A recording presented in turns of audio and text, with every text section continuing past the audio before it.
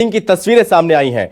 आप देख सकते हैं मुख्यमंत्री डॉक्टर मोहन यादव यहां पर हाई लेवल मीटिंग कर रहे हैं, आपात बैठक बुलाई गई और इस बीच तमाम अधिकारी यहां पर पहुंचे हुए हैं और हरदा हादसे को लेकर पल पल की अपडेट भी ली जा रही है। दो तस्वीरें, एक तरफ राजधानी भोपाल में बैठक चल रही है हरदा हादसे को लेकर और वहीं दूसरी ओर हरदा हादसे की तस्वीरें जो कि भयानक मंजर है और हर कोई यहां पर शॉक रह गया क्योंकि इतना बड़ा हादसा, क्या लापरवाही देखने को मिली, हादसा कैसे हुआ, ये हालांकि जांच का विषय जरूर है, ये जांच बाद में होगी, लेकिन सबसे पहले ये बड़ी कोशिश, ये बड़ी चुनौती है कि इस आग को पहले बुझाया जाए, जो लोग फंसे हुए हैं उनको सुरक्षित निकाला जाए और जो लोग घायल हैं उन्हें अस्पताल पहुंचाया जाए, क्योंकि मृतकों की संख्या में इजाफा हो रहा है। जो घायल हैं उन घायलों की संख्या लगातार बढ़ती जा रही, क्योंकि लोगों को वहां से निकाला जा रहा है, लोग घरों में दबे हुए हैं, मलबे में फंसे हुए हैं, उनको भी बाहर निकालने की कोशिश लगातार चल रही है।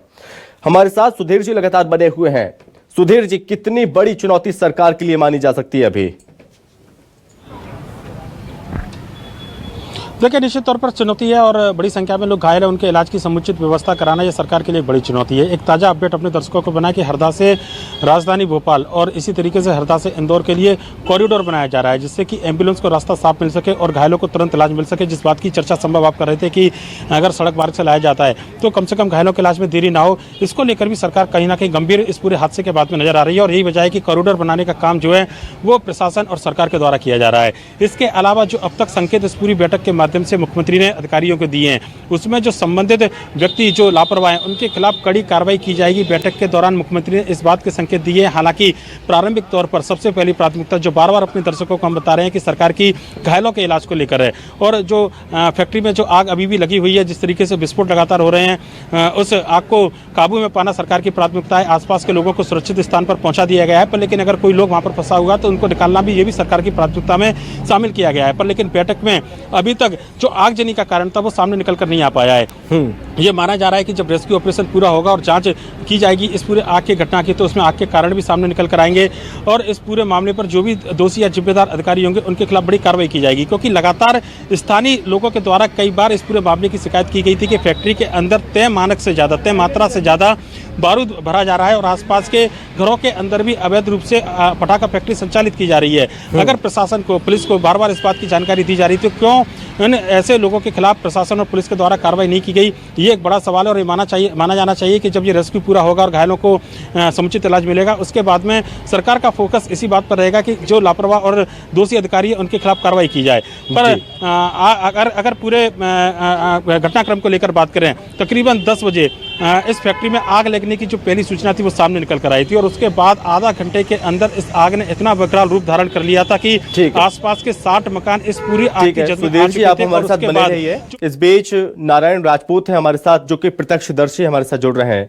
नारायण जी, आपने क्या देखा उस वक्त, क्या हलचल थी और कितनी ज्यादा भागम भाग देखने को मिली जब चीख पुकार मची? किस तरह का हादसा था? सर, बहुत खतरनाक हादसा था वो और हादसे का तो ये कहिए कि आप लगभग मतलब 13 किलोमीटर 10 किलोमीटर तक के धमाके का असर रहा। वो एक भूकंप जैसा महसूस हुआ, झटका महसूस हुआ गाँव में। और आई साइड पे जानकारी मिली थी तो उसमें मतलब गांव में ऐसा लगा कि उन्होंने कहा, पहले जब तक खबर पटाखा फैक्ट्री की नहीं पहुंची तब तक ये लग रहा था कि भूकंप के झटके हैं। सारे लोग बाहर निकल चुके थे, गांव ग्रामीण क्षेत्र के भी। और मतलब जनहानि भी हुई है और सारी चीजें, वो तो ये मान के चलो कि बहुत ज्यादा नुकसान हो गया। नारायण जी, जो जिस जगह पर हादसा हुआ उस जगह से आप कितनी दूरी पर थे जब हादसा हुआ था? ये लगभग मैं तो 4-5 किलोमीटर के करीब में दायरे में था। और फिर जैसे मामला थोड़ा सा ठंडा हुआ तब जाके मैं इस बात पे पहुंचा था। तो फायर ब्रिगेड वगैरह ये सारी चीजें आ चुकी थी और जी मतलब आगजनी को भी बुझाने का भी काम चल रहा था, लोगों को ले जाने का काम चल रहा था। जी, क्या इस वक्त हरदा में आप क्या महसूस कर पा रहे हैं? किस तरह का नज़ारा हलचल है हरदा में? टीम लगातार पहुंच रही है, एम्बुलेंस पहुंच रही है, फायर ब्रिगेड की टीम पहुंच रही है, मंत्री भी पहुंचने वाले हैं। किस तरह की हलचल है अभी हरदा में? हलचल में तो ये है कि सभी तरफ भागम भाग लगी हुई है, प्रशासन तरफ से भी और गाड़ियां भी चल रही है, लोग भी मदद कर रहे हैं, लोग भी हेल्प कर रहे हैं उसकी, सब लोगों की जी, मतलब वहां से घायलों को निकाल ले रहे हैं जी, ले भी जा रहे हैं। नारायण जी, चूंकि आप लोकल में ही है, स्थानीय ही हैं, आप बहुत अच्छे से परिचित होंगे यहाँ के इलाकों से। अगर हम बात करें फैक्ट्री की, क्या आप इसको लेकर जानते हैं? आपके नज़र में ऐसी जानकारी कि जो ये फैक्ट्री थे इसमें पुरुष भी काम करते थे, क्या महिलाएं भी यहाँ पर काम करती थी क्या? हाँ सर, वहाँ हर प्रकार के मजदूर थे, महिला वर्ग, पुरुष वर्ग, बच्चे भी, सभी प्रकार के लोग, मतलब लोग ज्यादा से ज्यादा मजदूरी करने वाले लोग, सारे लोग मौजूद थे, छोटे बड़े सभी। क्या मानते हैं, क्या लापरवाही हो सकती है इतने बड़े हादसे के पीछे? अब इसका तो कुछ ऐसा क्या हो सकता है। ठीक है, नारायण जी आप हमारे साथ बने रहिए और सुधीर जी आप हमारे साथ बने रहिए।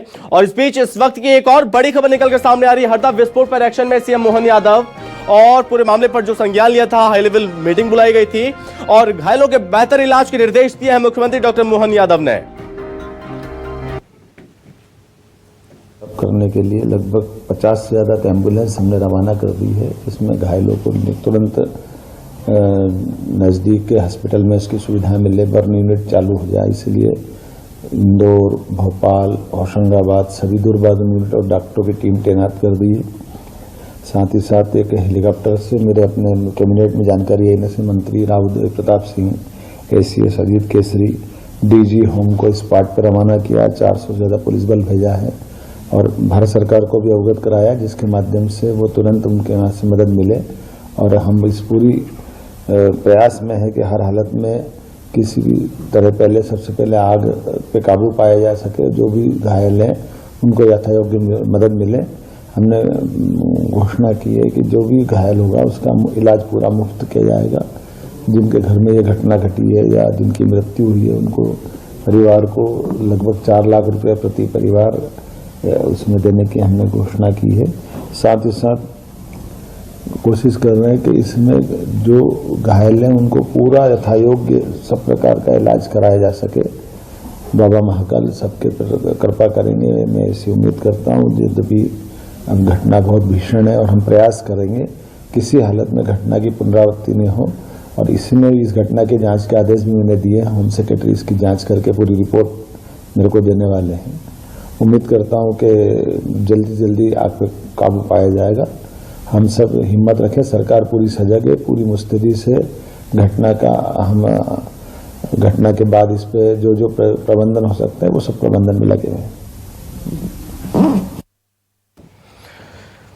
तो आप यहां पर सुन रहे थे मुख्यमंत्री डॉक्टर मोहन यादव को और इस पूरे घटनाक्रम को लेकर उन्होंने बयान दिया और उन्होंने कहा है कि जो घायल हैं उन घायलों को इलाज के लिए बेहतर व्यवस्थाएं कराई जा रहे हैं। और ये हम आपको ये सीधी तस्वीरें दिखा रहे हैं, ये आप देख सकते हैं। एक तरफ निरीक्षण भी किया जा रहा है, वहीं दूसरी ओर यहाँ पर ये तस्वीरें भी सामने आ रही हैं किस तरह से रेस्क्यू ऑपरेशन चल रहा है। और जो घटना स्थल है उस घटना स्थल पर आसपास यहाँ पर जो एम्बुलेंस की टीमें हैं वो यहाँ पर मौजूद हैं, एम्बुलेंस गाड़ियाँ खड़ी हुई हैं और साथ ही फायर ब्रिगेड की गाड़ियाँ भी मौके पर पहुँच गई हैं। इंदौर से, राजधानी भोपाल से, आसपास के जिलों से मदद मांगी गई थी और इसको लेकर यहाँ पर निर्देश भी दिए गए थे मुख्यमंत्री डॉक्टर मोहन यादव की ओर से कि हर संभव सहायता की जाए और फौरी तौर पर जो कदम उठाए जा सकते हैं वो सारे कदम उठाए जाने चाहिए। और तस्वीर में हमने आपको साफ तौर पर दिखाया कि यहाँ पर आग बुझाने की कोशिश जारी है, लेकिन अभी भी जो कहीं कहीं हो सकता है कि जो चिंगारी है उसको भी बुझाने की कोशिश की जाएगी। जो धुआं उठ रहा है वहाँ पर थोड़ा चुनौती ज़रूर हो सकती है प्रशासन के सामने, फायर ब्रिगेड के सामने इस आग को बुझाने की। लेकिन देख सकते हैं आप कि अब जो पहले भीषण आग लगी हुई थी और धमाके की आवाज़ आ रही थी, धमाके की आवाज़ अब नहीं आ रही है, लेकिन यहाँ पर धुआं जो कि अभी भी उठ रहा है क्योंकि इस आग को बुझाया जा रहा है। और यहाँ पर एम्बुलेंस भी यहाँ पर खड़ी हुई है, फायर ब्रिगेड की टीम भी यहाँ पर खड़ी हुई है और साथ ही हेलीकॉप्टर से भी यहाँ पर निरीक्षण किया जा रहा है क्योंकि आसपास कुछ घर भी हैं और उन सभी घरों को खाली कराया गया था और आसपास खेत भी है। लेकिन ऐसे में लोगों को सुरक्षित स्थानों पर ले जाया गया आनन फानन में, क्योंकि ये तमाम फौरी तौर पर एक्शन उठाए गए हैं प्रशासन के द्वारा। जो प्रशासन की ओर से बन पड़ा, प्रशासन वो हर कदम उठाए हैं ताकि लोगों को बचाया जा सके। सबसे बड़ी चुनौती, सबसे बड़ी प्राथमिकता प्रशासन की यही थी कि जो हादसा हुआ, हादसे में जितने ज़्यादा लोगों को बचाया जा सकता है उन सभी को बचाया जाए और जो घायल हैं उन्हें अस्पताल ले जाया जाए, और जिनकी स्थिति बेहद ख़राब है और जो ज़्यादा इंजर्ड हुए हैं उन्हें रेफ़र किया जाए राजधानी भोपाल, और अब जो ज़्यादा स्थिति ख़राब है जिनकी, उन्हें हेलीकॉप्टर से भी ले जाया जा सकता है अस्पताल। और दो तस्वीरें, एक तरफ पहली तस्वीर में आप देख सकते हैं कि इस आग को लगभग कंट्रोल कर लिया गया, और दूसरी तस्वीर में जब यहां पर आग लगी हुई थी तो भगदड़ मच गई थी, चीख पुकार मच गई थी। लेकिन सवाल